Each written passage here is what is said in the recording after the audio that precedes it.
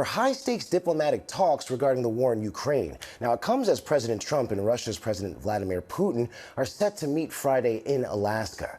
Now, European leaders are raising concerns those discussions between Trump and Putin will take place without Ukraine at the table. Meanwhile, Ukraine's President Volodymyr Zelensky says he's counting on results from Trump's meeting with Putin, but making it clear Ukraine won't give up land to end the war.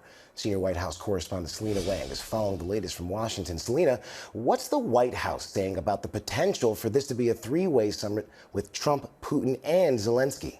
Yeah, Ike, so the White House says that they remain open to this being a trilateral summit with Putin and Zelensky, but for now, they are moving ahead with just Putin, and that is what is making our European allies so concerned here. They are worried that an end to this war is going to be negotiated without Ukraine's input, without Ukraine and European allies at the table. And this morning, European allies, they issued a joint statement stressing that, quote, the path to peace in Ukraine cannot be decided without Ukraine. And just yesterday, there was a flurry of talks that was hastily scheduled. Vice President JD Vance sitting down, meeting with some of our European allies as well as some Ukrainian officials in the UK, where Vance had a chance to hear them out. Now, a U.S. official tells us that those talks made significant progress towards Trump's goal of ending the war in Ukraine, but there are also concerns that this summit could be to Putin's benefit. President Trump missed his own deadline of Friday to impose these tough sanctions